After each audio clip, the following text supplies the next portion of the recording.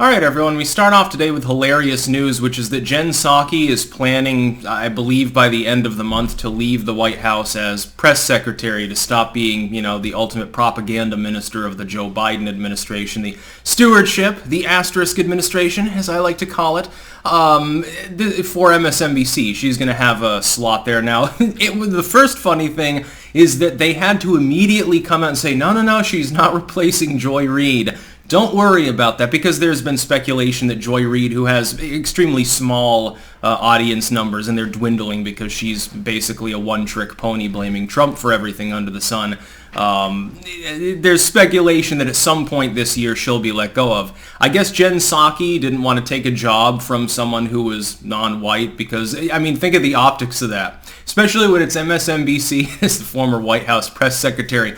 I don't think that would have done any favors for Joe Biden's favorability among certain voting blocs, but we'll get into this because it's friggin' hilarious, every part of this. From the nepotistic, greed, corporate cronyism, to the funniness of her going from one to another propaganda post, to lately in the legacy media, actual speculation with regards to them, like Mulvaney actually being absorbed by the legacy media.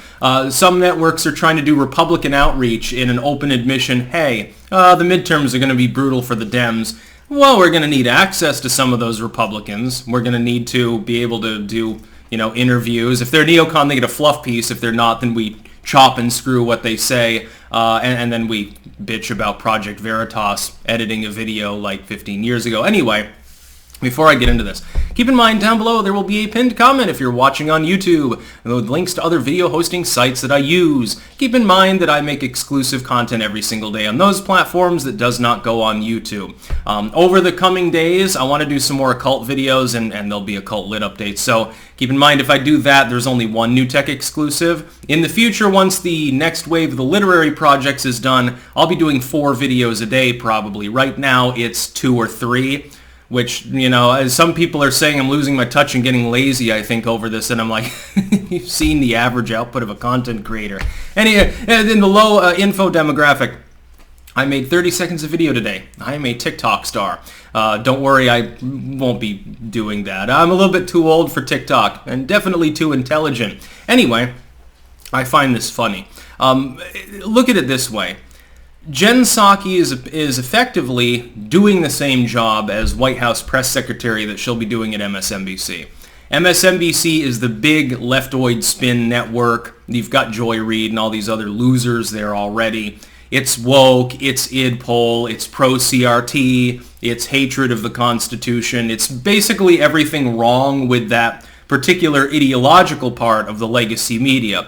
It's different from most of CNN, like a corporate liberal network like Brian Griffin, stuffy sweater-wearing NPR listeners, basically. MSNBC is a step beyond that, to the point of not even really bothering to claim that they're balanced or fair or anything, just claiming that their particular wide ideological swing is correct.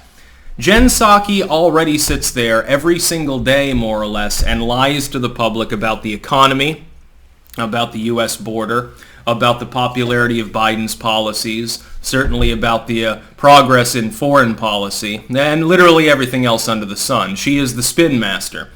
Someone at MSNBC, I guess, noticed how good she was at spinning things because Joe Biden hasn't been 25th yet and said, well, we could really use her on the network. We don't exactly have a broad field of talent. So we'll get Jenpsaki aboard. Now, another thing that people are saying is that this is effectively like a rat fleeing a sinking ship. That is, Jenpsaki knows after the midterms, things are going to get nasty for the Biden administration, for his asterisk administration. The Democrats will lose the House. That's a foregone conclusion almost completely. They're likely to lose the Senate. They're not likely to make any significant gains in any of the states. At the state level, they're going to look weak. And Joe Biden being weak doesn't help. The problem is that she would have to defend him and the asterisk administration against fallout from Democrats. It wouldn't be, hey, all the Republicans won, shit, now we're up shit creek without a paddle. That matters, of course. They can look into Hunter Biden's laptop at the House level, etc., which is why I reported the other day the legacy media is already trying to set up a Joe didn't know defense for when that almost inevitably happens. They're going to pin all the blame on Hunter. completely ignoring the quid pro Joe aspect of it. No, it's just about crack and prostitutes. This was a major story. I'm sorry that we didn't report that it was real at the time. There is the other explanation, which is that Jenpsaki never intended to be there beyond a year or so. That much is true, but think about the mentality of saying, yeah, I've been chosen for one of the highest bureaucratic positions in the entire nation. I am the face, effectively, of the Joe Biden administration. She appears more often than Joe and Kamala and Blinken combined. The White House press secretary is an outsized role. They're the face of the administration, at least to the legacy media press corps. When you say, hey, probably not going to be here for more than a year or so to begin with, do you really have high expectations for the regime? Now, I think that based on the fact that the initial statement was I'll be there for a year, and of course it's more than a year, it's a year and 3 months now, I think this speaks to something greater.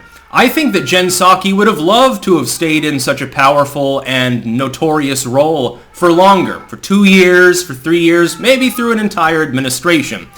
There's where the writing on the wall aspect comes in. I think that Jenpsaki would genuinely be afraid of having to be White House press secretary when even the liberal media is crucifying you and the administration. Not just because Joe Biden's unpopularity and lack of economic expertise is dragging the party down. Think about you have a weak Dem candidate like Beto. Beto, under much better circumstances, would not be expected to win against Greg Abbott. If I'm Beto O'Rourke, I have a reason, after a disastrous midterms in which the party got slamma-jamma, to just throw Biden under the bus. Well, I would have done it if it weren't for this old hack up here that nobody likes. I tried to give people a positive message, but the Democratic Party was disunified. I tried to give people a reason to vote for me, but Biden kept dragging us down with policies that I happen to disagree with. Oh, the self-serving backstabbing after the midterms will be palpable. You will live to see that. The Democrats, if they only lose 20 House seats, will breathe a sigh of relief at the end of the night. I think it'll be closer to 35. The non-incumbent disadvantage from a massive differential in terms of retirements of people in the House alone practically cements that. I think the Democrats would have to be +3 in order to break even and have any semblance of hope of maintaining the House. Even then, just statistic noise and close races could throw it to the GOP. I think that it's going to be funny to see Jenpsaki on MSNBC as well. MSNBC is a shrinking presence in even the legacy media, let alone the wider world.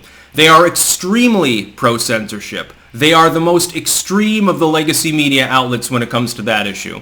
They're the most extreme when it comes to peddling id poll to gullible people to try to get them to vote for the Democratic Party, because that's where their kickbacks mainly come from. And they've embraced some neocons too. You'll find that there weren't many positive attributions to Mitt Romney 10 years ago on MSNBC. You'll find quite a few fluff pieces over the last couple of years, though. Liz Cheney, Dick Cheney. Dick Cheney now is some sort of celebrated social justice warrior because he happened to be pro-gay marriage before most of the Republicans. Killing 500,000 Iraqi kids. Yeah, we can deal with that. Lesbians are, like his daughter, are allowed to do what they want to do. Ergo, somehow this makes him a great figurehead leader in the progressive movement. It's really confusing watching the id poll. So yes, she is fleeing a sinking ship. She knows the writing's on the wall. But it's not the fact that she's leaving. It's ironically the fact that she stayed on longer than the pre-stated single year and then decided to leave. She's looking at the polls. She's looking at the polls right now and saying, well, I mean, I'll still have a job potentially, but my entire job description will go from spinning things in the favor of the Biden administration, putting out propaganda, which is largely, at most, half true on a good day. Usually it's just a fucking outright lie. She deflects, she circles back around, effectively doesn't even answer half the questions she's given. She should have been a corporate lawyer. She'd be so good in a courtroom at defending the indefensible. Now, she'll be on MSNBC instead of having to deal with after the midterms, being the figurehead, being the punching bag, arguably, for the entire legacy media. Because the legacy media after the midterms, some of them will say, well, there was cheating or something like that. By the way, they'll never get in trouble for that like you would for saying that about 2020. You can say it about literally any other election that's ever been held anywhere in the world. There's a conspicuous absence in that list. That being said, there would be no way for the legacy media with a straight face for the White House press secretary with a straight face to spin what will become a massive midterm disaster. And the legacy media will have to ask those questions. They can softball, they can mince words, they can pull punches. Jen Psaki, while intelligent and capable and coherent in the propaganda minister role, is not capable of weathering a barrage from more than the handful of legacy media journos that actually care enough to ask her hard questions. If all the questions are hard, she'll buckle. And she knows that. On MSNBC, she can pick and choose the guests. She can pick and choose the consultants she talks to. She can fluff things over and do what she does best, which is misrepresent reality, turning it 180 in some cases, and still selling it to people as though it was credible.